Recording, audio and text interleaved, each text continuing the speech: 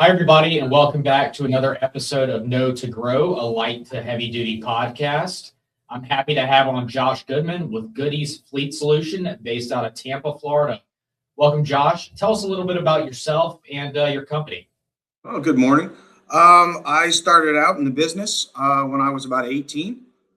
Started out where everybody else starts out on the lube rack, and slowly went through the asset program with Ford Motor Company, and worked my way up, and eventually worked overseas for a little while for Ford Motor Company in their export global market, and got to know a little bit more about the internals of the business, how things operate from an operation standpoint, obviously. A lot of technicians don't get to see the inside and inner workings of parts departments and KPI, key performance indicators, things of that nature.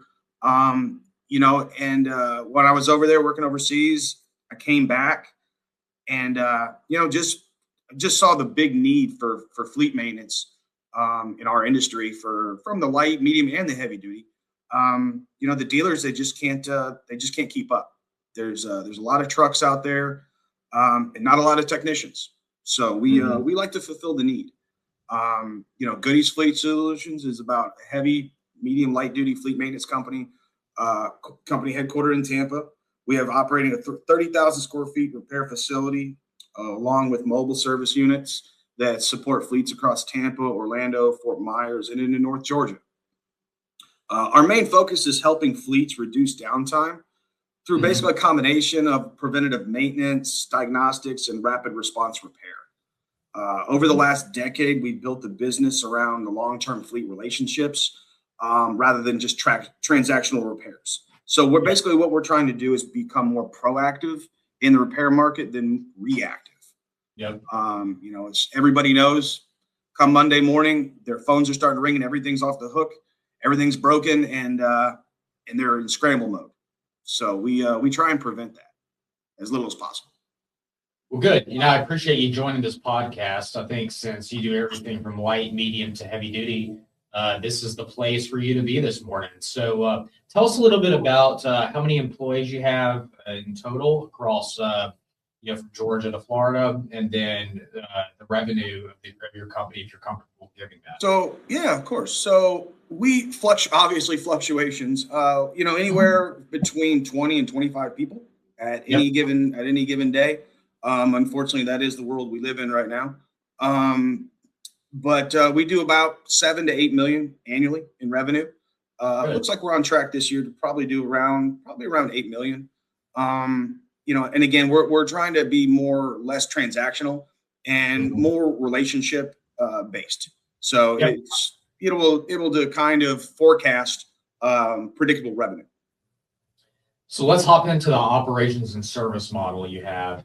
You're based out of Tampa. That's where your 30,000 square foot facility is. Correct. I think you have mobile units across Tampa, Orlando, Fort Myers, Florida, and then you are in Georgia and kind of northern Atlanta.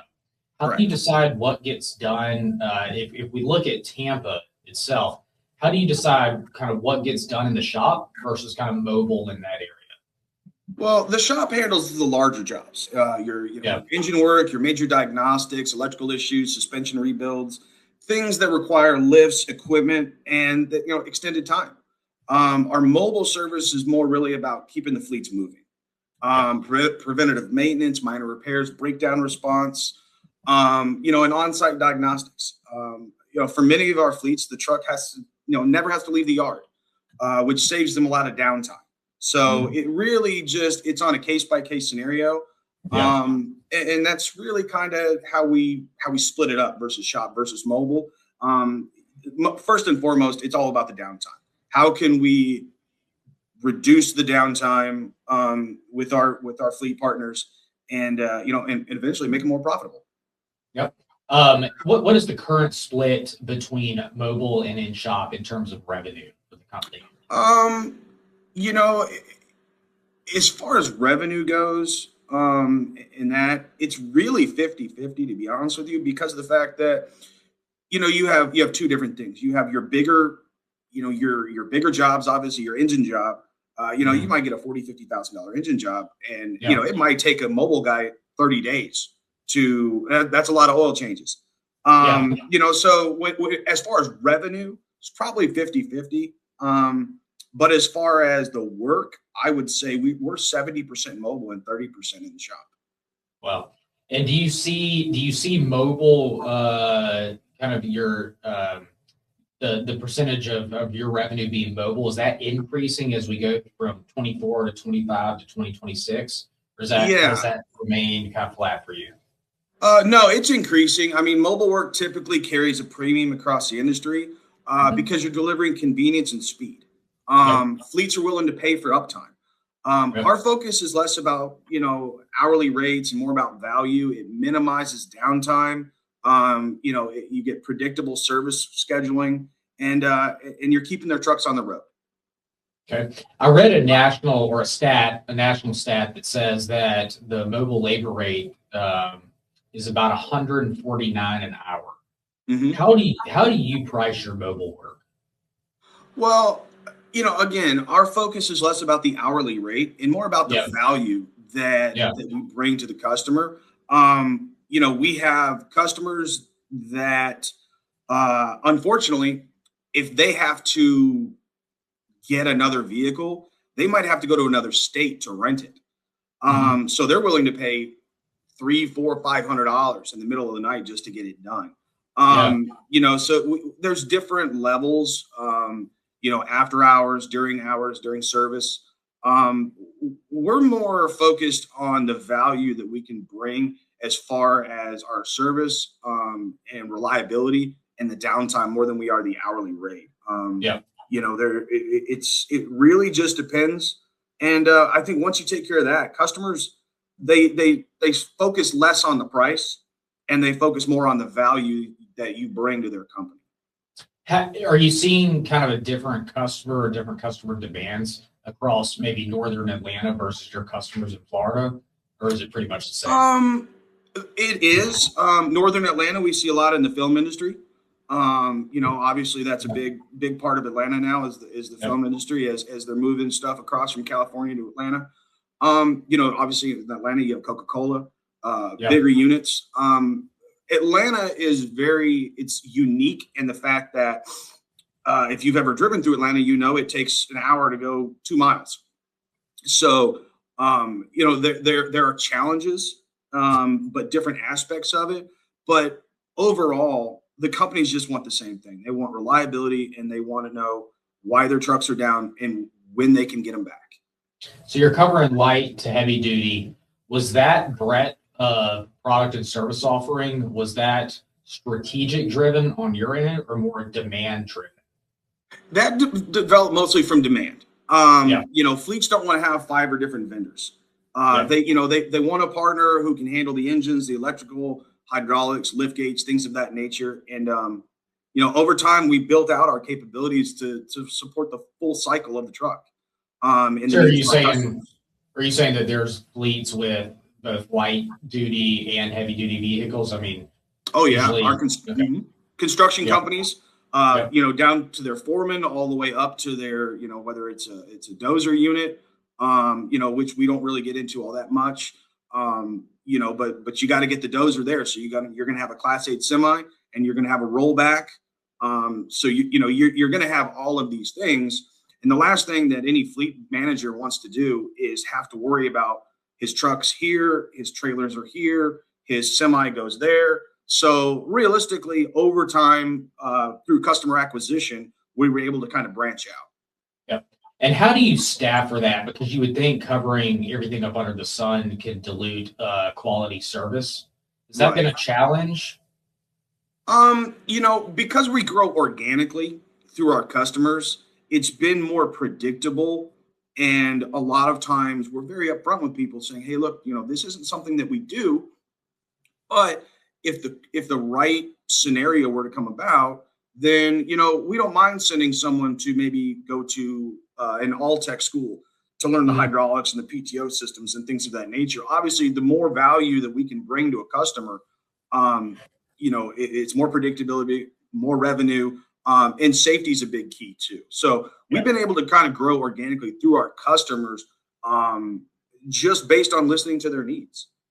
Is there any portion of your revenue that is contracted? I wouldn't say so. Yeah. Yeah, I mean, we work with fleets and construction, recycling, utilities, municipality governments, logistics. In the common denominator is uptime. Every fleet has the same problem. When they truck it down, it costs you money, and our job is just to keep those assets moving. Yep. On your website, you have a Florida and a Georgia client service portal. How important is that for your customers, and what was the purpose of doing that? Well, basically, the portal, what it allows them to do is allows them to log in, and the biggest thing that we were hearing from clients was that a DOT officer, a compliance officer, might roll into their office and want to see all of their DOTs. And then we were able to provide them with the digital layer that's becoming really important. The fleet managers want visibility into their assets, the work history, upcoming services, invoices. So we built systems that give them transparency so they can manage their fleet a little bit more efficiently. Okay. Let's hop into the talent, workforce, and technician customers, or technician customer matching, rather. Sure. First of all, hiring across Florida and Georgia. This may be an interesting concept for, another operator or independent in the Midwest versus the West Coast versus the Northeast. What does that look like in Florida and Georgia? Finding that talent, retaining that talent? Well, the technician shortage is very real. That's for sure. I think any operator can understand that across realistically any blue collar jobs anymore. We focused on building a culture where technicians feel respected and supported. That includes investing in the equipment, the diagnostics, and making sure that they have the tools to succeed. We're very big on culture.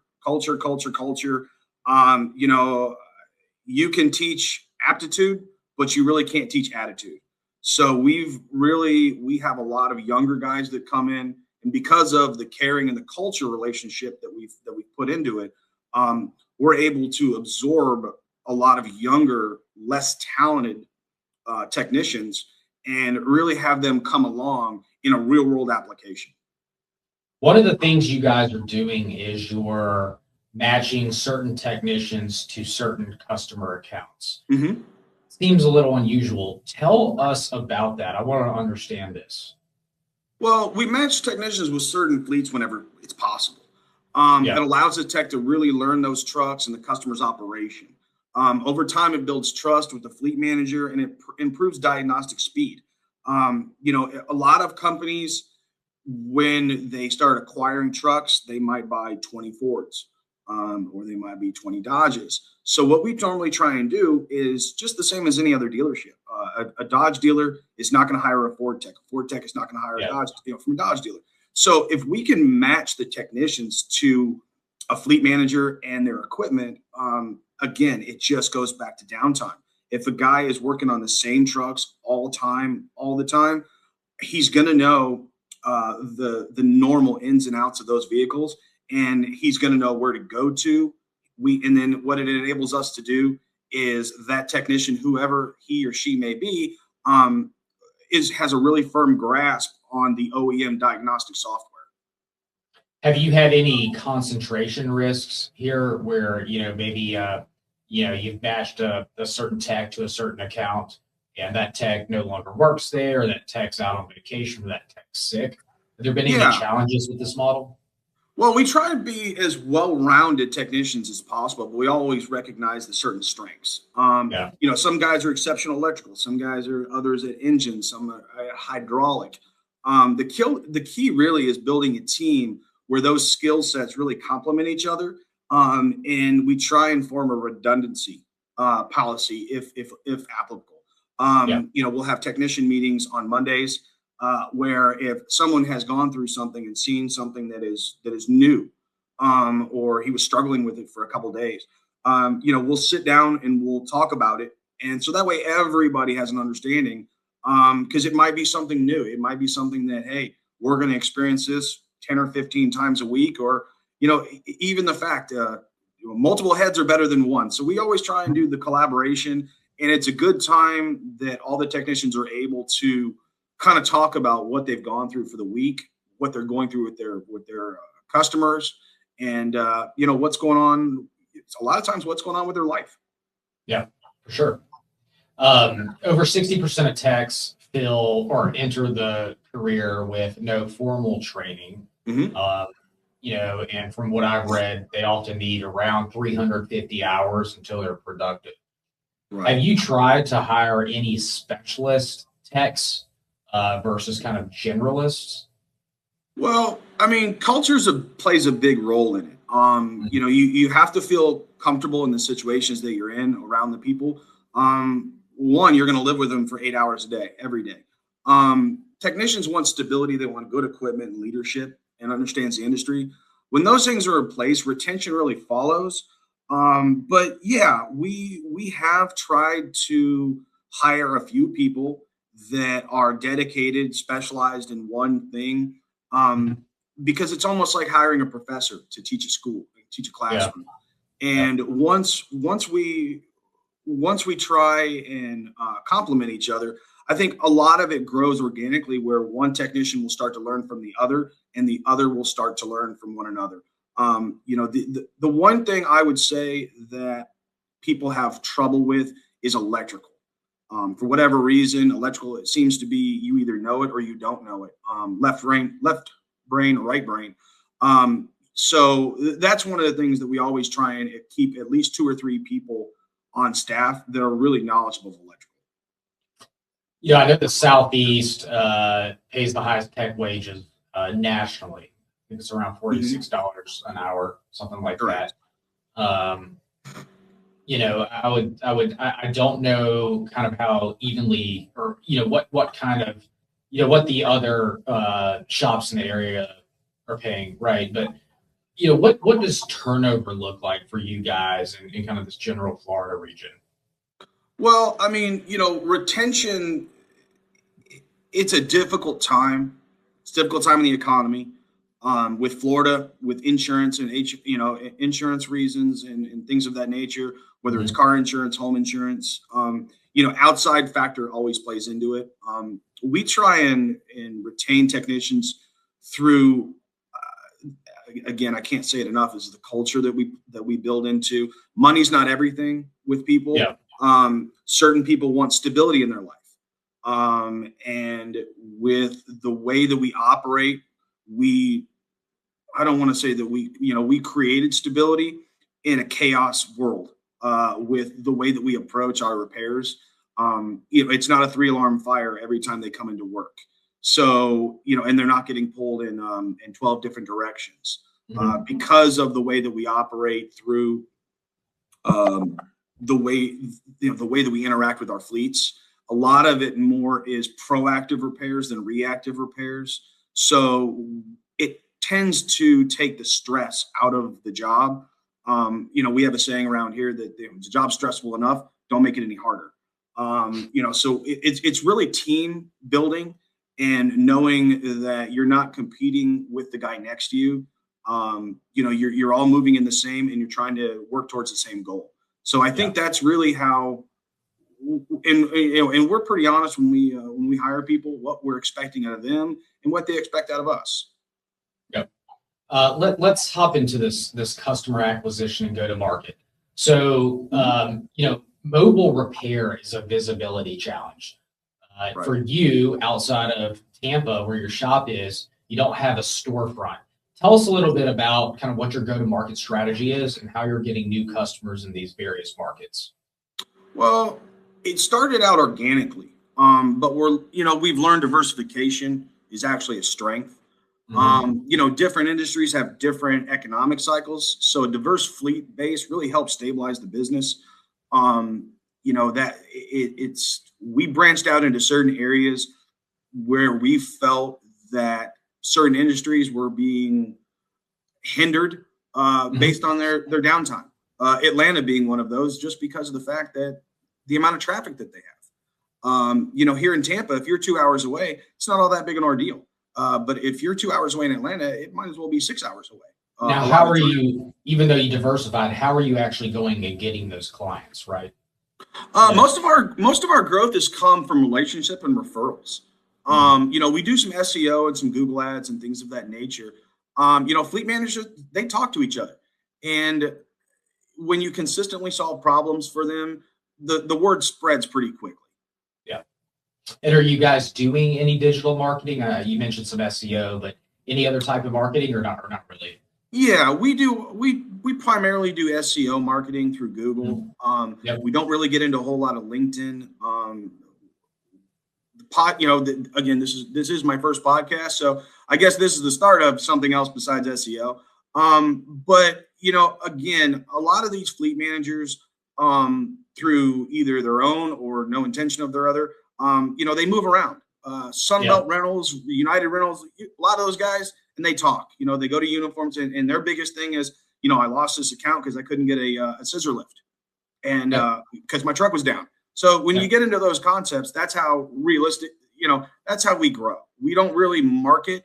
We like to grow through organically through word of mouth. Love that. The city of Tampa is a municipality. A lot of government contracts require RFPs, compliance, certain procurement cycles. It's kind of a different approach to, sales versus private fleets. Tell us a little bit about what you have arranged with the city of Tampa. Well, municipality fleets are definitely interesting because they operate differently than private fleets. They require more process and compliance, and they also represent long-term stability. We've primarily focused with the city of Tampa. The city of Tampa right now, with any municipality, actually, the amount of trucks versus the amount of technicians, it's just not feasible. I think at one point we had one of our municipalities, I won't say which, but it was 300 trucks to every one technician. So, they do operate as their own entity, but basically we are their subsidiary. When they really, really need things to go down, garbage trucks, even some of their trailers. Right now, I think we have almost 15 trailers from the city of Tampa alone, that we're dealing with. And it's only because of the fact that they're dealing with the same thing that we're dealing with, which is a real tech shortage. And going back to this concept of mobile kind of emergency roadside assistance, you mentioned that you could get a call in the middle of the night, right, and be able to charge $500 an hour. How do you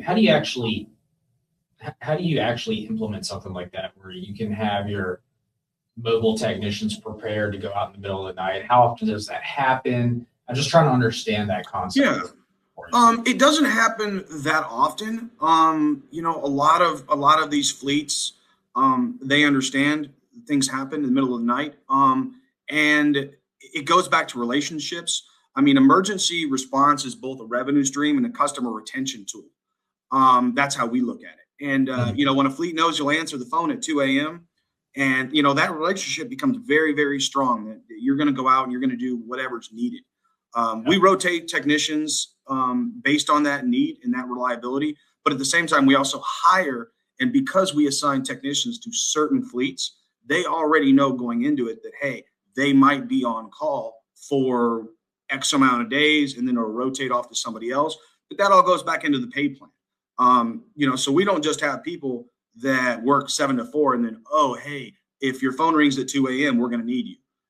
People go into it with clear eyes, knowing that that is part of the job because you're assigned to a certain tech or a certain fleet. Yep. Let's hop into technology, tools, and diagnostics here. What tools and kind of diagnostics platforms is Goody's running? So diagnostics are becoming a bigger investment every single year. Modern trucks are essentially computers on wheels. So having the right diagnostic equipment and training is very critical. We have both aftermarket and OEM diagnostics, depending on the needs of our customers.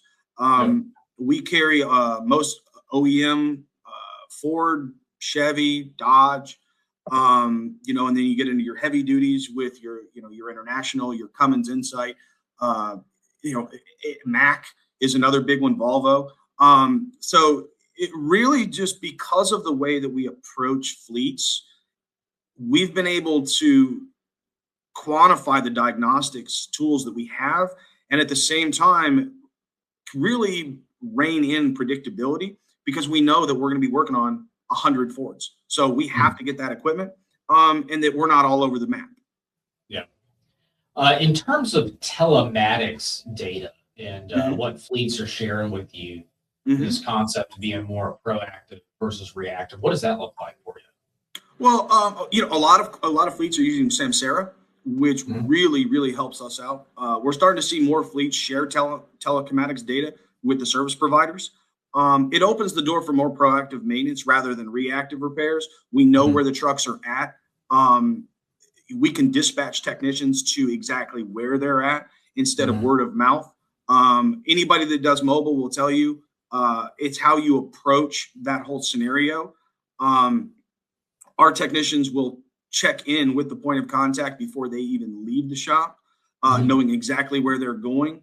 And then with systematic, shared telematics, it's very easy to know exactly where the customers are at. It just improves uptime. We go out a lot on the weekends.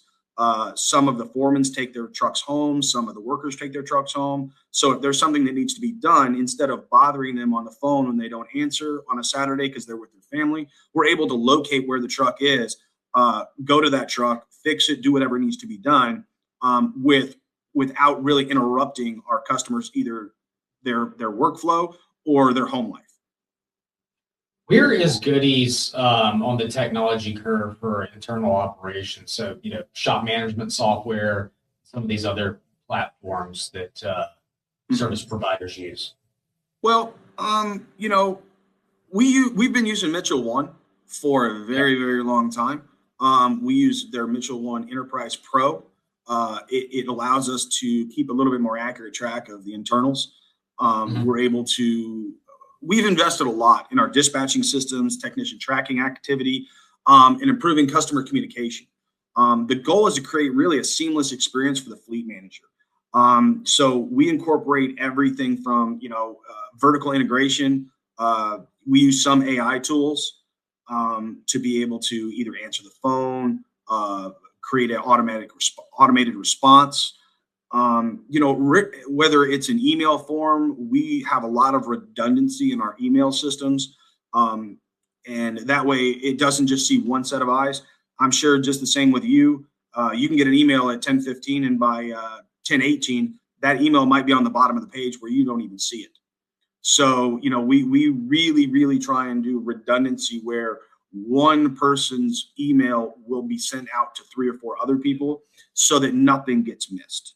Do you mind providing an overview of the tools that you're using for each kind of workflow or process? Well, with the initial internals, it's Mitchell One. And then, with the dispatching, we provide WEX for all of the technicians. And then what we do is we populate the WEX. We give them access to the GPS coordinates because we populate it where all of the parts outlets are, where the parts vendors are. And then also we're able to kind of copy and paste from Samsara over to WEX so that we can efficiently locate where the truck is. We know exactly where the parts outlets are. And then we keep in constant communication with the technician and with the customer at all times. Good. Appreciate that overview. That's helpful. Let's go into some of this financial architecture and scaling, if you will. I mean, this whole podcast is about growth and scalability with kind of valuation in the background. You started this in 2014. And built this to a multi-state operation with 30,000 square foot shop. How have you funded that? Have you bootstrapped it? Have you gone through the SBA? Yeah, credit facility. What does that look like? It was anything worth doing. You got to work. We started out in a 1,000 square foot shop in 2014 with just myself and my wife, and built it.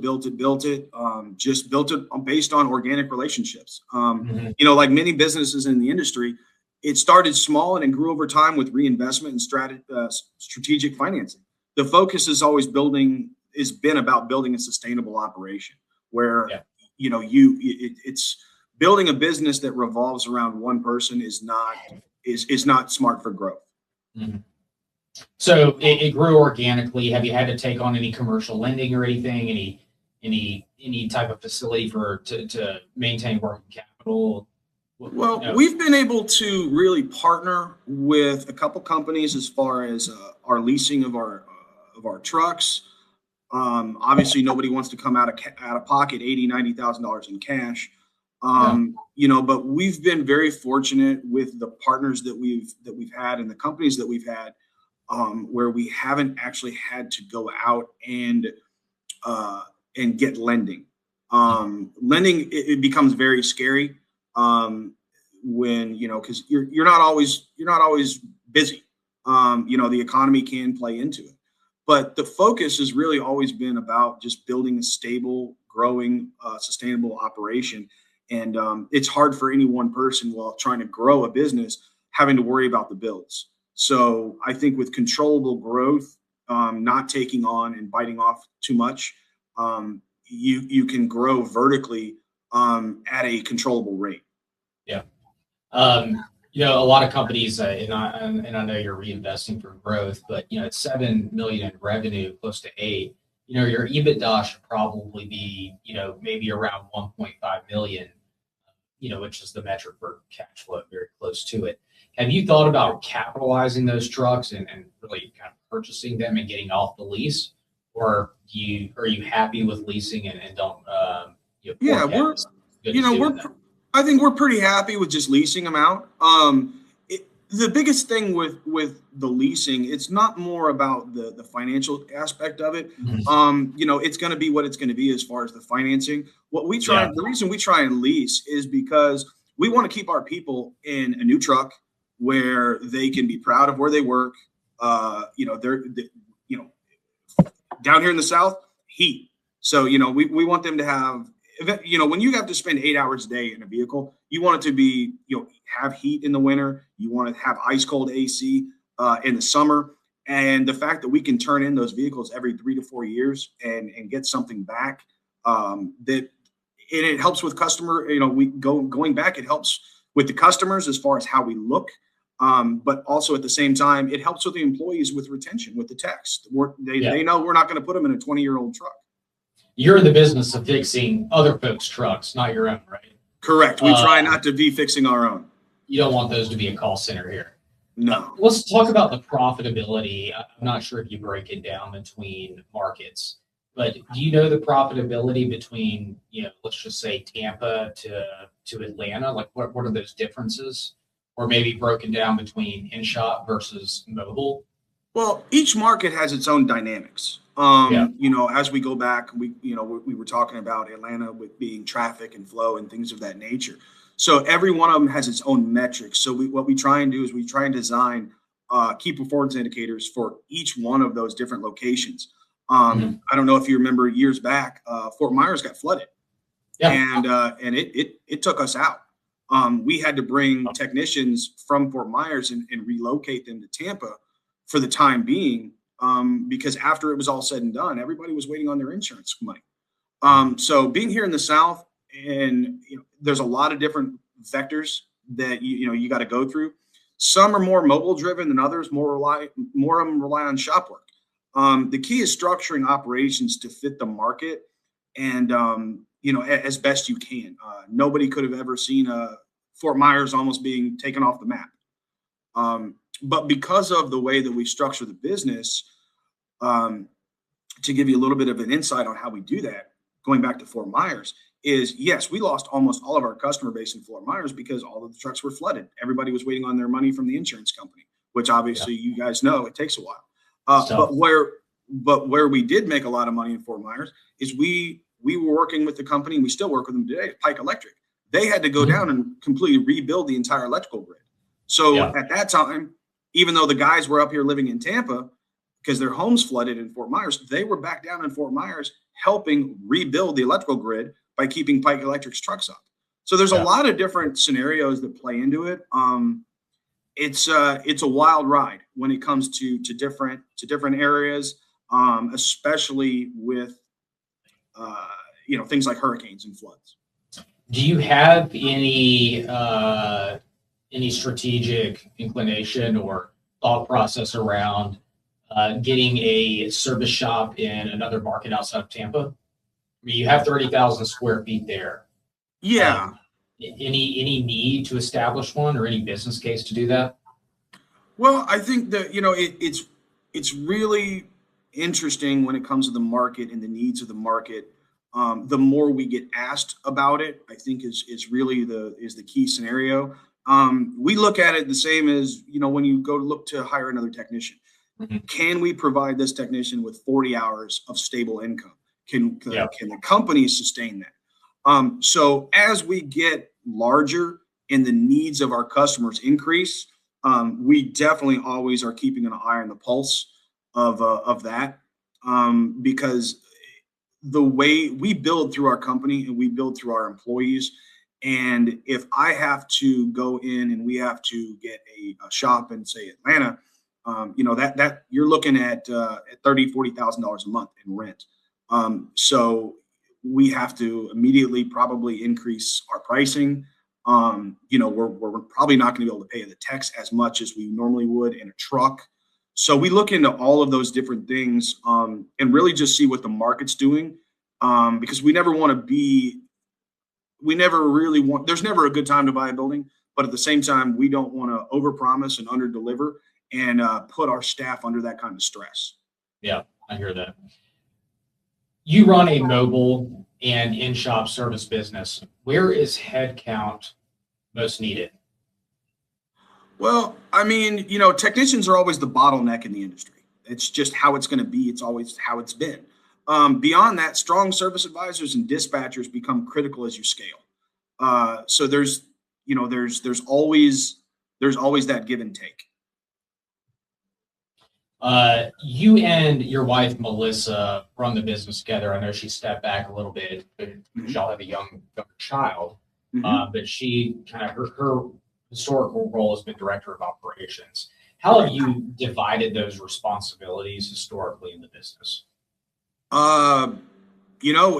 We did it the old fashioned way. You do what you're good at. I'll do what I'm good at, and we'll stay out of each other's way. Is kind of, it's just like anything else with marriage. It's difficult to do it. But you play off each other's strengths the same way that we've built the company. Having that division of responsibility helps the business move faster. Yeah. A lot of people, you never want to create a bottleneck with anything in the industry, no matter if it's on the money side of it or the service side of it. We're very big on, hey, you do what you're good at, I'll do what I'm good at, and I'll meet you in the middle somewhere. I love life lessons on the show. Oh yeah. It's great. Happy wife, happy life. And that's she is definitely smarter in a lot of things, for most things in life, than I am. So That's just the right answer. It's just like anything else in life, man. You hire people that are better than you to do the job that you can't do, or you're just not as good at. We're coming up on time here a little bit, but I do want to talk about Ryder acquiring Pit Stop Fleet Services, the Truck Pro and Fleet Pride merger. Does this entry of national players threaten the mobile repair business for you? No, I think it validates the model. To be honest with you, if fleets clearly want the service delivered where the truck is at, we've been offered several times by several different companies to be acquired, and it's not something I'm interested in now. I want to see it through. We've got some pretty exciting things in our system, but yeah, it's very complimentary. Torque by Ryder, and other people in the industry. But I think it validates the model. It doesn't really threaten. Competition is always good for business, and it just shows that maybe we had the right idea, and and the big guys are trying to get into it now. Let's say you did accept a check from a private equity firm. Let's just say that was $10 million. Mm-hmm. Where would you invest that $10 million over the next 12 months? Well, after I get done paying Uncle Sam, the $10 million, that's a great question. Actually, my wife and I talk about that all the time. I think I would probably go with something more, again, with a service-based industry. Obviously, I'll have a no-compete clause, so I wouldn't be able to get back into this industry. But it would this would be if you had a $10 million check right now from private equity for your business only right now, how would you grow Goody's? Apologies. Yeah, our expansion approach is to establish a strong presence in a market with mobile service first, and then evaluate whether a physical facility makes sense later. So probably we would invest it. Communication would probably be the key. Is how do we better communicate with that fleet manager? Where we always do it on a daily basis. Where are we falling behind? Where can innovation complement the services that we already provide? Everything is centered on downtime. Time is the one thing in life that's unbeatable in competition. So you're always trying to compete with the clock. So I think with the 10 million, I'd like to explore more of AI and how it helps what we're doing now, but also at the same time, how explore the different areas. It's such a fast-paced growing world right now, and it's really helped a lot of. I know the medical field, it's helped out. So I think that a lot of it would probably be in AI. And it's March 13th now, so TMC in Nashville is next week. I know there's going to be coverage on AI. I'm looking forward to listening in on those conversations, reporting back. Right. Let's go ahead and wrap it up. I think we're at the 45-minute mark. No problem. For a smaller company, with a 2 to 3 mobile truck operation, what is one thing that you would tell them that would enable them to scale to 10 plus trucks? What should they do now to really kind of grow that business and take it to the next level? The biggest mistake mobile operators make is building a job instead of a system. You need dispatching, you need processes and procedures, and you need customer relationships before you can scale trucks. You have to figure out the model where you are not the employee. You have to figure out your processes so that you're building a system, again, not a job. Awesome. Life lessons and advice all in 45 minutes. Josh, I appreciate the time and thank you for joining the podcast. We'll be in touch, my friend.